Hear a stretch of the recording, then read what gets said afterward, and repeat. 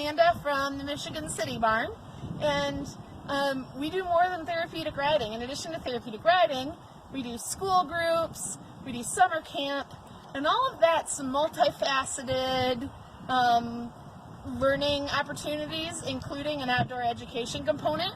And one of the things we do every year is we have the kids do a garden with us.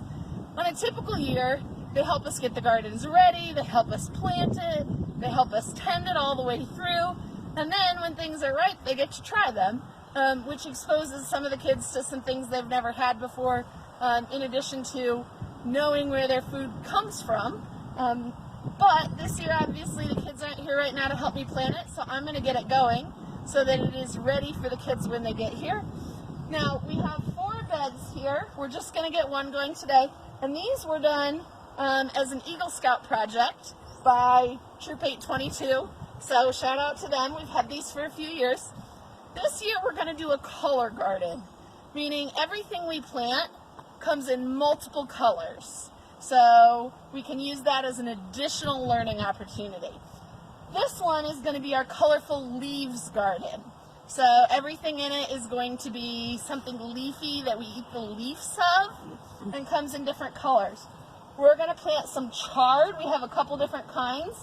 We have bright lights, and this is a mix. All of the stems, chard is a green leafy vegetable, kind of like spinach or kale, but the stems can be different colors. The bright lights mix has orange stems and pink stems and yellow stems. And I also have some leftover seeds from last year of a canary chard, so we're going to add in some extra yellow.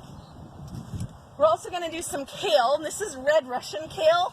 So the stems have some red in them.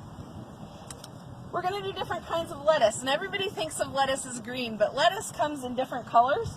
So we're going to do 2 that are mixes. We're going to do a mesclun mix and a gourmet blend. These are just blends of different kinds of lettuces. They'll come in greens, lighter greens, darker greens, purples and reds. I've also got Radina, which is a green leaf that gets kind of a ruffly purple at the edge. And just a regular good old green lettuce, so that we've got some of what kids are used to. We're also going to do some kale that's green, and it's too early to get most of the herbs in. You have to be careful, and when you're gardening, know that different things grow in different areas, and you plant them at different times depending on when you leave, or depending on where you live. Right now, we can only put early stuff in, because we're likely to have more frosts and freezes, and that'll impact the seeds. So right now we can only plant early stuff. Things like basil, which will come later. It's too early to plant that. It'll be negatively impacted by the weather. We'll put that in around middle of May. So right now we're just doing the early stuff. And all of this stuff that I'm planting is an annual.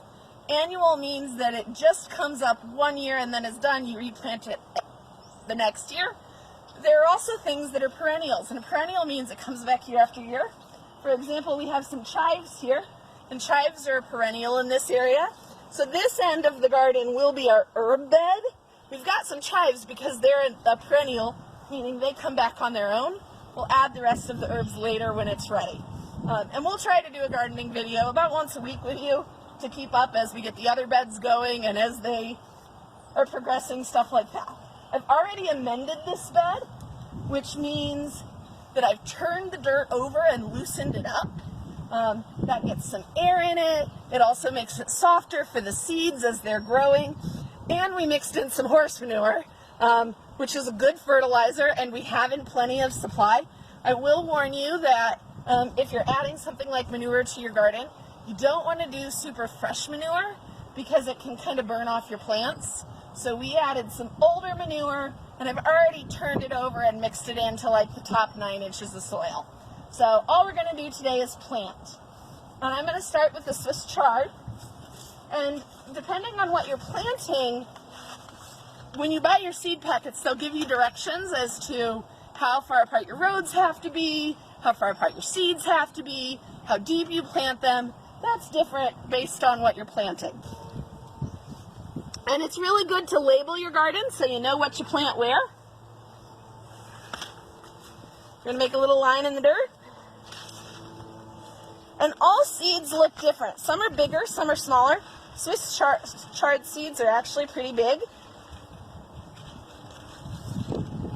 So you can see our seeds there. These are good sized seeds. And we're gonna sprinkle them in our row here.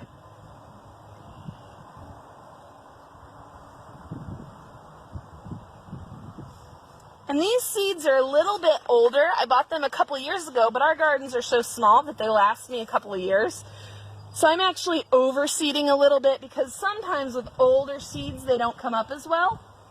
And I can always thin them if a bunch do come up. When they're coming up and they're little seedlings, I can thin them to the required spacing for plants. But for now, I'm going to plant them thick just because they are a little bit older seeds. Then I'm going to cover them up.